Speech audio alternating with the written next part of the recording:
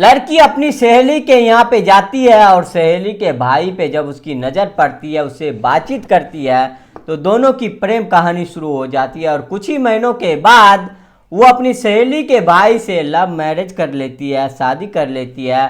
और फिर शादी के बाद वो एक दिन अपनी बहन के घर पे जाती है और अपनी बहन की देवर के उसकी नज़र पड़ती है और बहन की देवर के साथ उसकी प्रेम कहानी शुरू हो जाती है।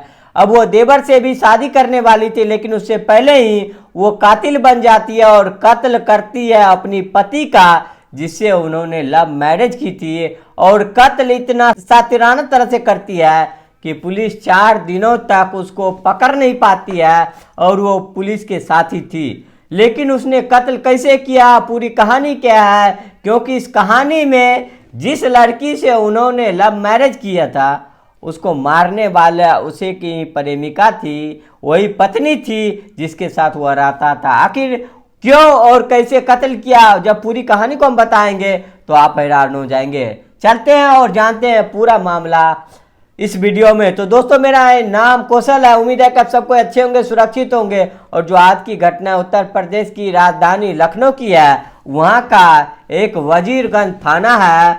24 जनवरी 2025 की शाम लगभग 5 बजे का टाइम था। थाने में एक शख्स आता है और कोतवाल साहब से मिलता है। वो एक कंप्लेंट देता है, कहता है कि मेरा नाम पप्पू सोनकर है और जो मैं कंप्लेंट देने आया हूँ वो गुमशुदगी का, वो अपने छोटे भाई हिमांशु सोनकर की एक गुमशुदगी देने आया है। वो लगभग रात के 10 बजे कहीं से गया था, कुछ लोग उसे बुलाया था और वो फिर लौट के वापस नहीं आया। हमने सब जगहों से ढूंढा, रिश्तेदारों में ढूंढ लिया और आखिर में जब मैं ऐसा लग रहा है कि हमारा भाई के साथ कुछ गलत हुआ है, तब हम जाके थाने आए। तो हमें ऐसा लग रहा था कि शायद हो सकता है कि हमारा भाई गुस्से में कहीं चला गया हो, क्योंकि मेरे छोटे भाई की लड़ाई अक्सर पत्नी के साथ होती रहती थी। पत्नी से उसका विवाद होते रहता, शायद उस दिन भी पत्नी के साथ विवाद हो रहा था और उसके बाद गायब, पता नहीं चल पा रहा है कहाँ है। रिपोर्ट दर्ज होने के बाद छानबीन में जुट जाता है। 21 जनवरी से 24 जनवरी लग चुका था और 24 जनवरी के बाद पुलिस उसको ढूंढना शुरू करती है। जो हिमांशु था, हिमांशु के शादी पायल से हुई थी 3 साल पहले। पायल के साथ ये रहता था और छोटी मोटी जॉब करता था। पुलिस हिमांशु को ढूंढने में लगी हुई थी। 25 जनवरी लग जाती है, कुछ पता नहीं चल पाता है और अचानक से 25 जनवरी की शाम पुलिस को पता चलता है कि जो हनुमत धाम है वहाँ पे एक बॉडी लाश तैरती हुई मिली हुई है। जो बांध होता है, गांव की तरफ एक बांध होता है, वहाँ पे फंसी हुई है लाश। पुलिस वजीरगंज के थाने की वहाँ पे पहुँचती है, क्योंकि वजीरगंज थाने में ही ये हनुमत धाम पड़ता है। वहाँ पुलिस पहुँचती है, बॉडी को निकाला जाता है। बॉडी पूरी तरह से फूल चुकी थी। वही गुमशुदगी की रिपोर्ट तो पहले से ही दर्ज थी हिमांशु सोनकर की। तो भाई को फ़ोन किया जाता है, बुलाया जाता है, फ़ोटो दिखाया जाता है। पप्पू सोनकर रोते रोते तड़पते तड़पते बोलता है कि ये तो मेरा भाई है, इसको किसने मार दिया, कैसे ख़त्म कर दिया, किसी ने इसको हत्या कर दिया। पुलिस बताती है कि नदी में इसकी लाश मिली है और लाश देख के लग रहा है कि 3-4 दिन पहले ये नदी में गिरा था या फिर किसी ने मारा हो। और फौरन ही कुछ लोगों के मुकदमा दर्ज होता है जिसके ऊपर शक होता है। जो हिमांशु सोनकर है, उसकी पत्नी पायल है, उसके ऊपर भी शक हो सकता है उसी ने ही मेरे भाई का कत्ल करवाया हो, क्योंकि पत्नी पति में हमेशा 3 साल से विवाद चला है, लड़ाई झगड़ा चला है। शादी के बाद ये लोग खुश नहीं रहे हैं। अब पुलिस छानबीन में लग जाती है। पोस्टमार्टम के लिए बॉडी को भेज दिया जाता है। पुलिस का शक था कि हाँ जरूर ये कत्ल का मामला है। जब पुलिस छानबीन करती है और जो थाम था वहाँ की सीसीटीवी कैमरे चेक किया जाता है 21 जनवरी की, तो रात लगभग 11 बजे के टाइम पे धाम के बाहर दिखते हैं 2 लड़के दो भागते हुए, और जो हिमांशु था वो 2 लड़कों के साथ जाते हुए दिखाई देता है। पुलिस शिनाख्त में लग जाती है।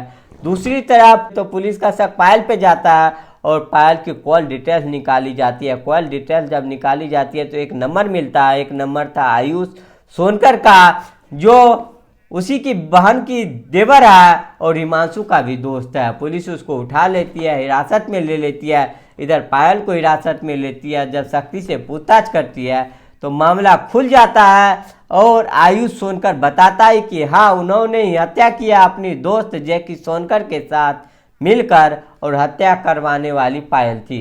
अब पूरी घटना का खुलासा हो चुका था। वहाँ के डीसीपी खुलासा करते हुए बताते हैं कि जो पायल थी, पायल को शौक था अलग अलग लड़कों से दोस्ती करने का, उससे बातचीत करने का। और 3 साल पहले 2018 में ये अपनी सहेली के यहाँ पे गई थी, और सहेली के यहाँ जाने के बाद हिमांशु सोनकर पे इसकी नज़र पड़ी, क्योंकि सहेली का भाई सोनकर था। और प्रेम कहानी कुछ महीने चलती है और फिर जो ये पायल थी वह हिमांशु के साथ लव मैरिज कर लेती है। लव मैरिज के बाद ज़िंदगी ऐसे ही चल रही थी, लेकिन जो ये पायल थी इंस्टाग्राम पे लड़कों से बातचीत करती थी, इसी को लेके हिमांशु से इसका विवाद होता था। और फिर दूसरी बार हिमांशु बहुत गरीब था, पायल की शौक थी अलग अलग खरीदारी करना, मॉडर्न कपड़ा पहनना, कपड़ा खरीदना। और 1.5 साल पहले ही इसको आयुष मिलता है जब ये अपनी बहन के यहाँ जाती है। और वहाँ पे क्योंकि इसकी बहन के जो देवर ये आयुष था, आयुष के साथ इसकी दोस्ती होती है। आयुष अच्छा खासा पैसे वाला था, उसको अच्छे खासे सपने दिखाता, उसे करता है तुम कोर्स करो, तुम एयर होस्टेस के कोर्स करो, तुम कहाँ शादी के बाद अपनी ज़िंदगी खराब कर लियो। और आयुष के बात मान कर एयर होस्टेस के कोर्स करती है। और दूसरी तरफ अपने पति से परेशान थी और आयुष से भी शादी करना चाहती थी। आयुष इसका सारा खर्चा उठाता था और पूरे दिन भर तक आयुष से बातचीत करती थी। और इस सिलसिला ऐसे ही चलता था, पति से दूरियां बनाता था, पति से बातचीत अच्छे से नहीं करती थी। और यही हो जाता है कि दोनों के बीच अक्सर विवाद होता। और हिमांशु को ये बात पता नहीं था, ये विवाद हिमांशु को पता नहीं था। और आज से 1 साल पहले उन्होंने पायल बताई थी कि हिमांशु को मारने का प्लान बनाया और उन्हें गोली से, लेकिन वो प्लान कैंसिल हो गया। और अब आके जब 2025 लगता है तो आयुष बोलता है कि मैं तुमसे शादी करना चाहता हूँ और मैं आयुष के साथ भी शादी करना चाहती थी, इसीलिए हम प्लानिंग करते हैं कि पहले तो मैंने दोस्ती करवा दी थी इसकी और हिमांशु की, अपनी पति की, और इन दोनों की दोस्ती थी। यहाँ तक कि आयुष ने मेरे पति को 20,000 रुपये उधार भी दिए थे। और फिर मैंने अब प्लानिंग जो अपने पति को मारने का किया था, परफेक्ट प्लानिंग हुआ था।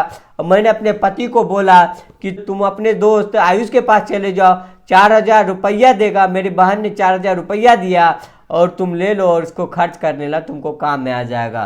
तो हिमांशु खुश हो जाता है और रात 10 बजे 21 जनवरी को वो निकलता है और आयुष के पास पहुंचता है।